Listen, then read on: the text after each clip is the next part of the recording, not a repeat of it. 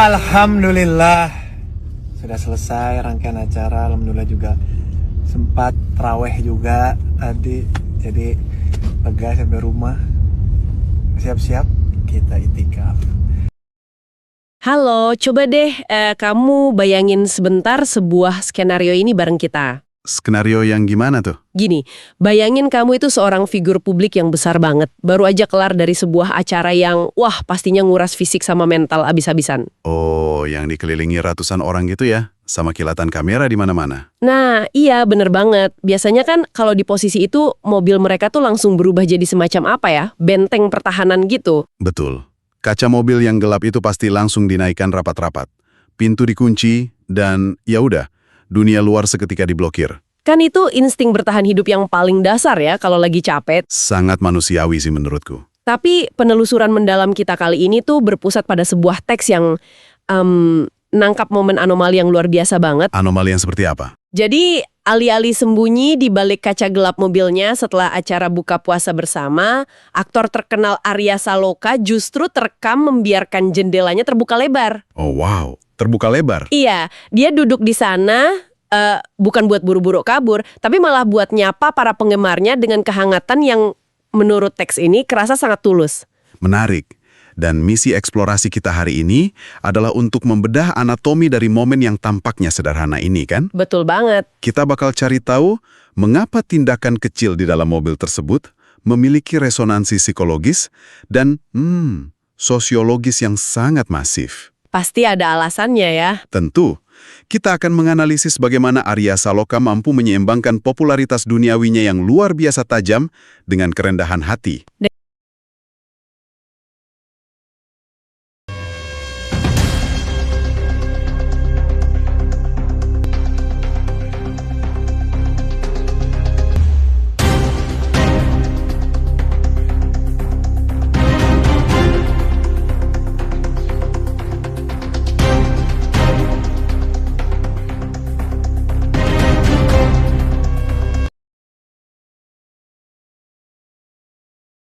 Yang dideskripsikan sangat tulus, dia nyampein rasa terima kasih mendalam ke fans asal. Luar biasa sih itu. Dia bahkan secara terbuka ngaku kalau tanpa dukungan mereka, perjalanan karirnya Arya Saloka nggak akan mungkin bisa mencapai titik sejauh ini. Pengakuan yang cukup berani untuk seorang bintang besar. Nah, tapi tunggu sebentar. Aku pengen nantang narasi ini dari sudut pandang yang mungkin sedikit lebih skeptis ya. Silahkan. Apa yang mengganjal di pikiranmu? Gini loh. Menurunkan kaca mobil terus tersenyum ke arah penggemar, bukankah itu emang standar operasional prosedur dari setiap tim PR atau public relations di industri hiburan? Maksudnya semacam kewajiban gitu? Iya, maksudku setiap selebritas kan dilatih untuk melakukan fan service. Ibarat seorang politisi yang tersenyum sambil ngendong bayu pas kampanye gitu. Ah, klasik banget itu. Atau kayak eksekutif yang ramah di depan kamera tapi balik jadi tiran di ruang rapat kan? Nah, bener. Jadi apa bukti konkret dari analisis perilaku yang bikin interaksi Arya Saloka ini tuh nggak bisa disamakan sama taktik PR yang sekedar dikalkulasi secara dingin? Itu pertanyaan yang sangat kritis. Dan justru disitulah letak perbedaan fundamentalnya kalau kita lihat dari kacamata psikologi. Gimana tuh perbedaannya? Jika kita membedah ini menggunakan teori interaksi parasosial dan beban kognitif dari ketenaran, kita bakal nemuin fakta menarik. Otak manusia itu sebenarnya udah dirancang untuk menerima pemujaan dari ribuan orang secara bersamaan. Oh iya, jadi malah membebani gitu ya? Benar banget. Secara biologis, dikerumuni massa itu seringkali memicu respons fight or flight atau insting untuk melawan atau lari dari ancaman. Makanya artis sering kelihatan panik ya kalau dikerumuni. Tepat. Nah, bagi selebritas yang cuma melakukan fan service yang dikoreografi, interaksi itu sifatnya sangat transaksional. Transaksional gimana maksudnya? Mereka ngelihat penggemar sekedar sebagai objek, kayak angka metrik aja gitu untuk mempertahankan popularitas. Ah, paham. Makanya senyum mereka sering nggak mencapai mata. Dan bahasa tubuh mereka kaku. Karena apa? Karena mereka lagi mati-matian menahan beban kognitif yang berat tadi. Oh, jadi ada semacam kayak benteng mental yang tetap berdiri tegak meskipun kaca mobilnya udah turun. Tepat sekali. Namun, teks kita secara spesifik menyoroti hal yang berbeda. Bagi Arya Saloka, energi positif dari fans justru menjadi penyemangat tersendiri untuk terus berkarya. Wah, itu beda banget ya pendekatannya ya. Ini adalah pergeseran paradigma yang radikal banget loh. Arya Saloka memosisikan penggemarnya bukan sebagai objek industri. Tapi sebagai subjek manusiawi gitu ya? Betul, sebuah sumber energi timbal balik. Ketika dia ngaku kalau karirnya bergantung pada mereka, Arya Saloka secara sukarela menghancurkan hierarki artifisial itu. Hierarki antara si mega bintang yang ada di atas sama penggemar yang ada di bawah kan? Iya, ketiadaan jarak psikologis inilah yang bikin momen tersebut terasa sangat organik. Arya Saloka nggak lagi sekedar ngelakuin fan service, Tapi dia lagi ngebangun koneksi antar manusia ya? tepat. Dan itu kerasa banget bedanya buat kamu yang mungkin pernah interaksi langsung sama orang yang tulus. Masuk akal sih. Itu juga ngejelasin kenapa interaksinya Arya Saloka nggak terasa menguras energi bagi dirinya sendiri ya. Karena dia nggak lagi pakai topeng pelindung yang berat itu. Nah, ini ngebawa kita pada bagian dari teks sumber yang menurutku benar-benar mendobrak ekspektasi. Bagian yang mana tuh? Kita semua kan tahu ya gimana rasanya kelelahan kronis. Coba deh kamu ingat-ingat pas lagi capek-capeknya kerja. Pasti pengennya langsung rebahan. Benar, setelah jadwal syuting yang tanpa henti dan acara publik yang padat, kelelahan fisik itu alasan paling logis buat langsung tidur. Nggak ada yang bakal nyalahin juga kan? Nggak ada. Tapi sumber kita mencatat kalau Arya Saloka nggak menggunakan kelelahannya itu sebagai kartu pas. Oh, dia nggak langsung istirahat. Nggak. Di tengah gemerlap popularitas dan rasa lelah yang luar biasa, Arya Saloka tetap menyempatkan diri untuk ngejalanin ibadah sholat rawih. Wah. Dan kalau kita lihat lebih dalam lagi ke teksnya, dia tuh nggak sekedar ngegugurin kewajiban loh. Sama sekali nggak. Teks tersebut secara eksplisit nyebutin kalau sesampainya di rumah, Arya Saloka bahkan berencana untuk lanjutin ibadahnya dengan itikaf. Itikaf di tengah jadwal sepadat itu. Iya. Bagi kamu yang lagi dengerin nih, mari kita perjelas sedikit ya. Itikaf itu bukan ibadah yang bisa disambi-sambi sama aktivitas lain. Betul, butuh fokus penuh itu. Ini tuh praktek berdiam diri, mengisolasi diri dari gangguan duniawi. Butuh tingkat kesungguhan, keheningan, dan pelepasan ego yang sangat tinggi banget. Sangat berkebalikan dengan dunia hiburan yang penuh sorotan. Nah, aku pengen pakai analogi ini nih.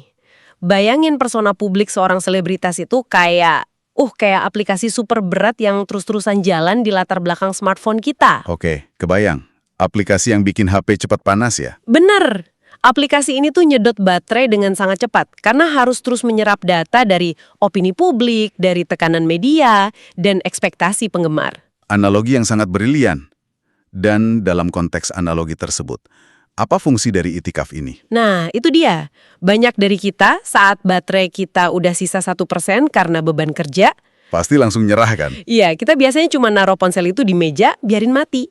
Alias kita milih tidur dan ngabain hal lain. Jadi ibadahnya hari ini burnout parah. Sering terjadi pada kita semua. Tapi bagi Arya Saloka, itikaf di sini tuh bertindak seperti heart system reboot. Sebuah restart total gitu ya? Betul, Arya Saloka secara sadar menutup semua aplikasi dunia hiburan tadi, matiin koneksi dari opini publik, dan mencolokkan kembali mental dan spiritualnya langsung ke sumber daya utamanya. Wow. Pertanyaan aku nih, mengapa dedikasi yang ditunjukin Arya Saloka ini menjadi sebuah anomali yang sangat langka di dunia hiburan yang seringkali mendewakan validasi eksternal? Karena industri hiburan itu sering banget memicu apa yang dalam psikologi disebut sebagai disonansi kognitif akibat ketenaran. Disonansi kognitif, gimana tuh prakteknya? Gini, ketika jutaan orang memuja kamu setiap hari, sangat mudah loh bagi ego manusia untuk membengkak. Kayak ngerasa jadi tokoh utama di dunia ya? Betul. Mulai mempercaya ilusi bahwa dirimu adalah pusat tata surya.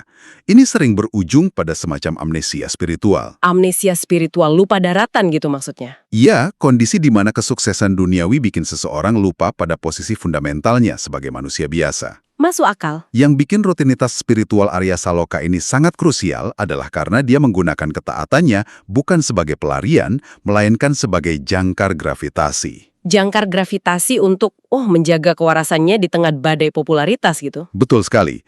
Sholat tarawih dan itikaf di bulan Ramadan bagi Arya Saloka bukanlah rutinitas mekanis. Dan pastinya bukan pertunjukan kesalehan buat media sosial kan? Tepat, tindakan ini adalah penegas batasan dengan menundukkan diri dalam keheningan itikaf di rumahnya. Di saat gak ada satupun kamera wartawan yang merekam ya? Iya, Arya Saloka secara aktif menetralisir racun dari popularitas itu sendiri. Wah, dalam banget itu. Dia ngingetin dirinya sendiri tentang proporsi sejatinya di hadapan Sang Pencipta. Ini jadi bukti nyata loh, kalau kesuksesan absolut di mata dunia nggak bikin dia kehilangan arah. Berarti religiusitas bagi Arya Saloka itu semacam infrastruktur mental ya, bukan sekedar riasan wajah. Sangat tepat. Membayangkan kontrasnya aja tuh bikin aku merinding loh. Coba deh kamu pikir. Di satu sisi, beberapa jam sebelumnya, Arya Saloka adalah pusat perhatian dari ratusan pasang mata yang memujanya. Bintang utamanya kan malam itu. Bener. Namun di sisi lain, di malam yang sama, dia milih secara sukarela untuk menjadi entitas yang tak terlihat, mencari keheningan total dalam itikaf. Transisi dari bisingnya panggung hiburan menuju kesunyian spiritual ini jelas butuh kontrol ego yang luar biasa sih. Setuju banget. Dan ternyata nih, ketulusan yang berlapis-lapis ini gak cuma berhenti pada kepuasan pribadinya aja. Meluas ke publik ya. Iya, ini nyiptain efek resonansi yang masif banget di masyarakat. Mari kita beralih ke gimana publik merespon ketulusan Arya Saloka ini. Respons dari publik itu kan seringkali jadi metrik paling jujur ya untuk mengukur tingkat keaslian seorang figur publik. Bener, jauh melebihi metrik angka followers di Instagram atau TikTok. Setuju. Terus gimana respons warganet di sumber teks kita? Di dalam dokumen sumber kita, ada rekaman reaksi warganet yang sangat menarik. Aku nggak bakal bacain semuanya ya, tapi ada satu sentimen yang terus-terusan diulang. Sentimen apa itu? Misalnya nih, ada komentar yang bilang kayak gini. Assalamualaikum Mas Arya, bagus sekali baju kokonya, terus digabungin sama doa-doa tulus untuk kesehatannya. Wah, baju koko ya. Sangat spesifik. Kan? Alih-alih histeria yang sering kita lihat pada budaya fandom yang toksik, Yang biasanya pada teriak-teriak histeris gitu ya. iya, reaksi terhadap Arya Saloka ini tuh malah terasa sangat personal, hangat, dan membumi banget. Menarik. Kayak mereka tuh lagi ngomentarin tetangga atau keluarga sendiri yang mau pergi ke masjid gitu loh. Bukan ngomentarin seorang aktor papan atas. Observasi yang sangat tajam.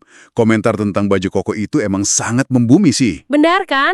Itu nunjukin kalau audiens nggak lagi ngeliat Arya Saloka sebagai entitas yang tak tersentuh di atas alas panggung, melainkan sebagai manusia seutuhnya. Nah, ini yang bikin aku mikir keras nih. Di era di mana semuanya itu bisa dimanipulasi dengan filter dan strategi pemasaran marketing. Semuanya bisa dipalsukan ya sekarang. Betul. Audiens kita tuh sebenarnya punya radar pendeteksi kepalsuan yang sangat canggih loh. Oh, pastinya. Netizen kita itu cerdas-cerdas. Kita bisa dengan cepat ngerasain mana selebritas yang ngerespons karena beneran peduli dan mana yang cuma karena terikat kontrak kerja. Terasa kok bedanya. Dari auranya. Nah, bukankah reaksi warganet yang begitu suportif ini ngebuktiin kalau audiens secara intuitif tahu bahwa kerendahan hati Arya Saloka ini beneran organik? Sangat bisa disimpulkan begitu. Dan kalau memang demikian, apakah ini secara otomatis mengangkat statusnya Arya Saloka dari sekedar seorang penghibur menjadi sesuatu yang menuntut tanggung jawab lebih besar? Secara absolut, iya. Teks kita secara eksplisit menegaskan bahwa Arya Saloka itu telah berevolusi menjadi seorang panutan sejati di mata publik. Panutan ya, itu kata yang berat loh sebenarnya. Sangat berat. Ketika seseorang mencapai level resonansi dan pengaruh sebesar itu, setiap tindakan kesehariannya berubah menjadi preseden moral bagi mereka yang ikutin dia. Jadi tanggung jawabnya ikutan membesar ya? Tentu, argumen dari sumber kita sangat kokoh di sini. Figur publik memiliki peran yang sangat besar dalam memberikan pengaruh positif. Berarti kebaikan yang tulus itu nggak pernah sia-sia ya? Nggak akan pernah. Ini membuktikan bahwa kebaikan yang tulus dan empati yang nyata pada akhirnya memiliki frekuensi yang nggak bisa dipalsukan oleh algoritma atau mesin PR manapun. Masyarakat akan selalu bisa ngerespon keaslian itu ya? Betul sekali. Masyarakat itu haus akan keaslian. Ibarat efek gelombang di atas air yang tenang gitu ya? Satu batu kecil ketulusan yang dilempar, riaknya bisa nyentuh ribuan orang. Analogi yang pas. Dalam setiap langkah dan keputusannya untuk nggak ngebuat jarak, Arya Saloka benar-benar ngebuktiin sebuah antitesis dari stereotip dunia hiburan. Bahwa artis nggak harus selalu elitis gitu kan? Tepat. Menjadi terkenal dan berada di puncak hierarki sosial, itu nggak mengharuskan seseorang untuk mengorbankan nilai-nilai kemanusiaan atau spiritualitasnya. Wah, merinding aku dengarnya. Cinta dan dukungan tak bersyarat dari para penggemarnya, khususnya fans asal tadi, Iya, fans asal. itu adalah hasil langsung, semacam panen raya lah, dari benih kerendahan hati yang secara konsisten ditanam dan dirawat oleh Arya Saloka.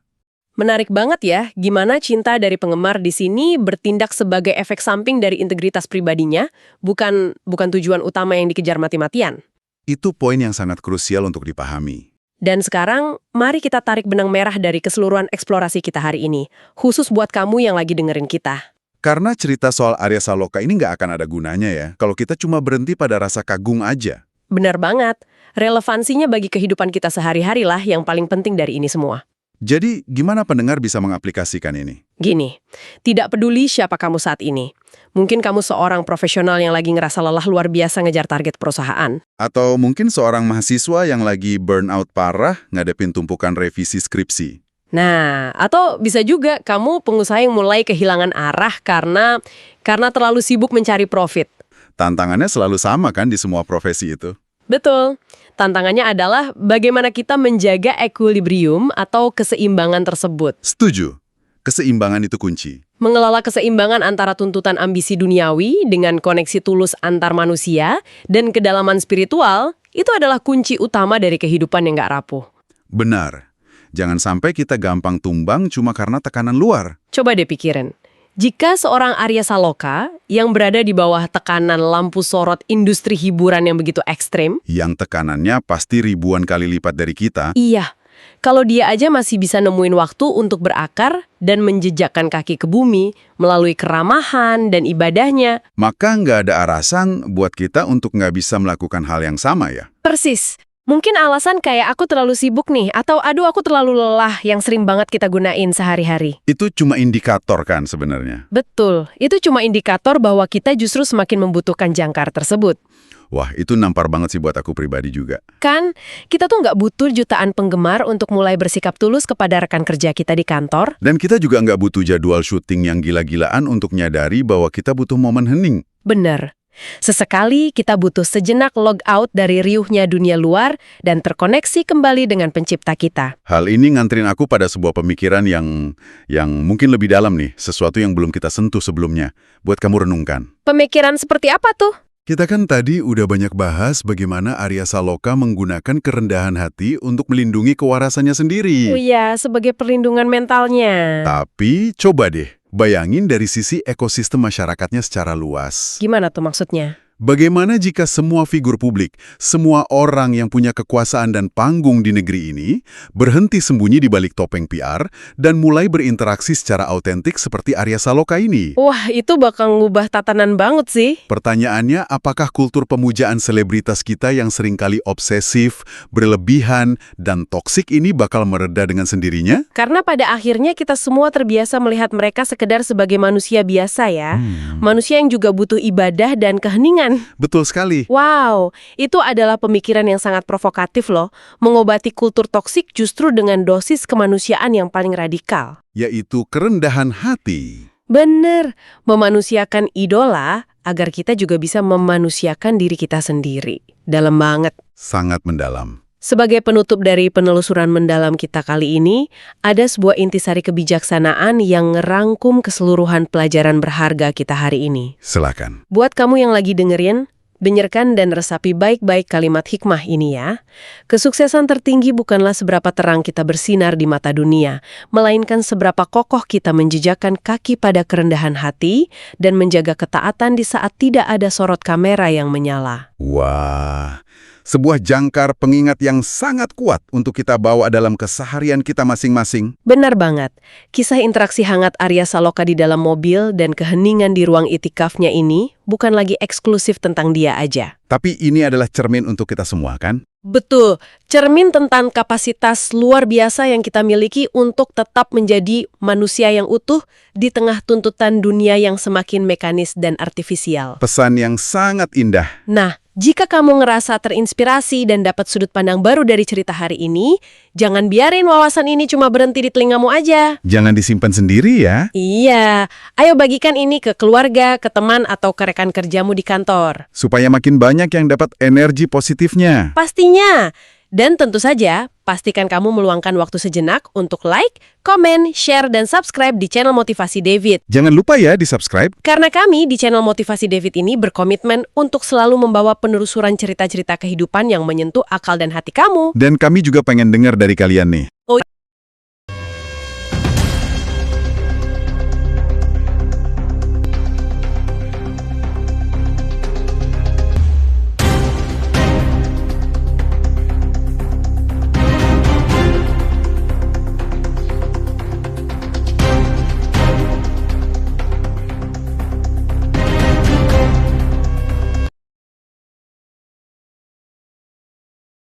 Iya, tulis juga dong di kolom komentar di bawah, dari semua tindakan Arya Saloka yang udah kita bahas panjang lebar tadi, apa sih hal yang paling menginspirasi dan pengen kamu terapkan dalam hidupmu sendiri?